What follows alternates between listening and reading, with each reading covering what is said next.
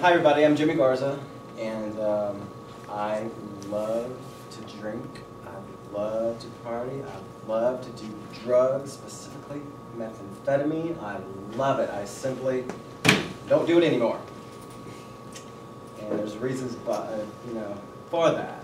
And it never was clear back in the 80s when I started drinking. I started drinking to fit in. I was in the Navy. And, what's a prerequisite, for the Navy? You have to drink, and you have to drink well. And so they teach you how to drink, and drink well. And I found myself, I was just 21 years old. And I found that I fit in with the fellows on the ship. And I could get on the bar stool, and I could get on the pool table, and I could scream and holler. And that attention that I got, everybody was laughing at me, and they loved having me around because I was so funny, and I craved that attention. That's what I was seeking, and I found that a bottle of beer would do that. That would kick it off. And since we're in a nice community here, I could also have sex with the boys on the ship. It wasn't about their wives at the time. It was about me when we were out drinking, and I loved that too. And I never thought that I had a problem. I never thought that the blackout drinking was a problem. I never thought that coming home not remembering what I did the night before was a problem. That clue phone started to ring and I didn't answer for several years. And this went on for many, many years. And then I moved to Washington. I got stationed here in '93. And I just officially came out like a couple of years before that, down in Norfolk. And just a nasty little dive bar in downtown Norfolk, That was my first experience. But coming here to Washington, there's a thriving gay community here, I discovered this place called DuPont Circle. Oh my God, I was like a kid in the candy store, They took me to JR's, and then Badlands, and then this place down in Southeast called Tracks, Oh my God, I was in heaven.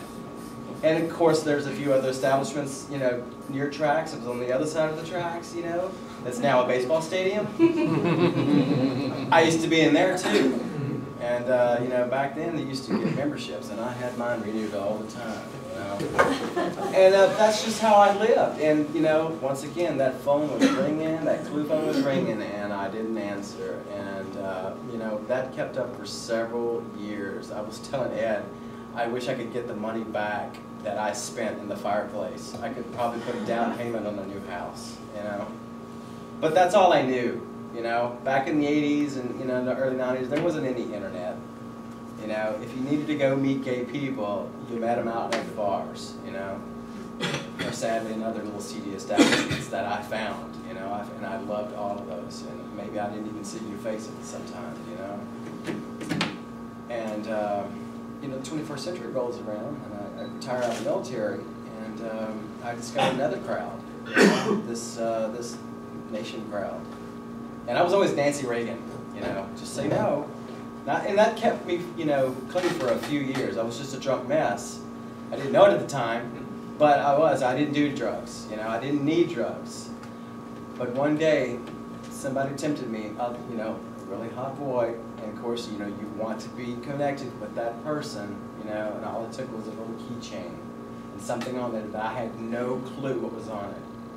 And then 2 seconds later, I found out what was on it, And it was like the Titanic struck the iceberg.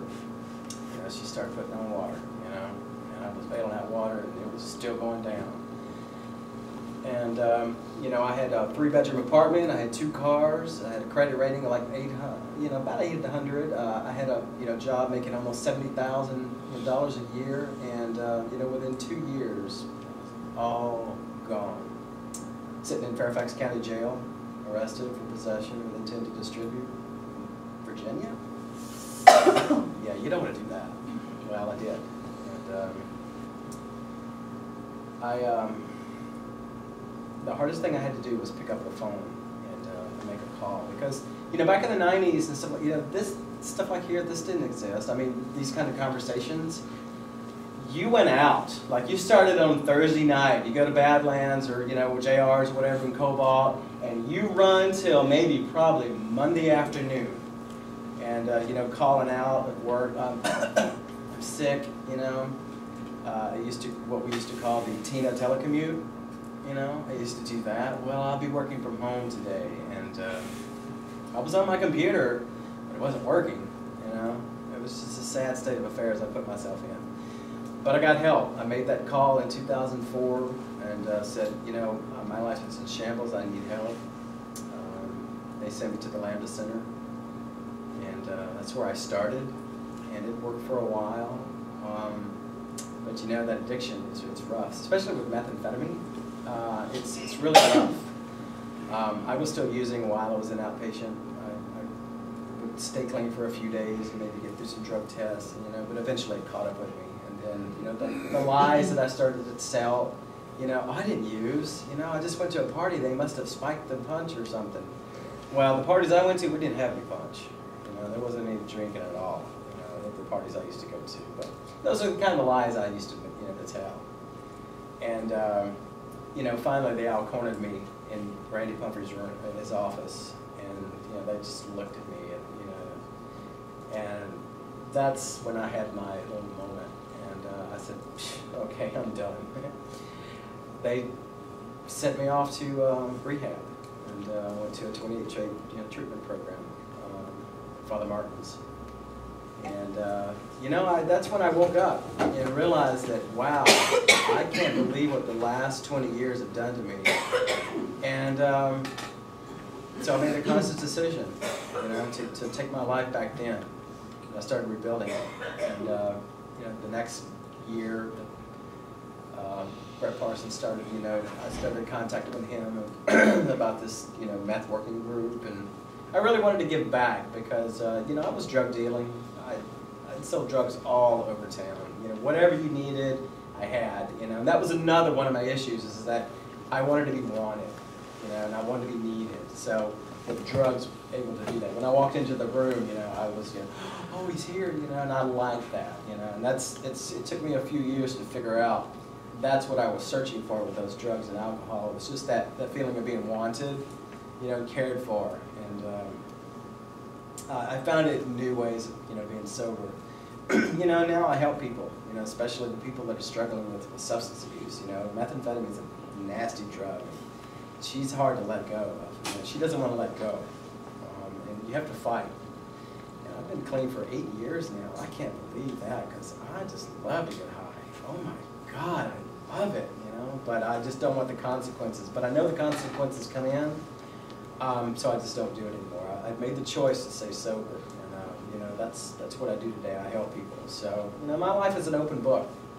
The secrets will kill me, and you know, they can lead me back down a destructive path. So I don't really care what anybody knows, because that's what helps me keep my life today. So you know, I thank you guys for being here.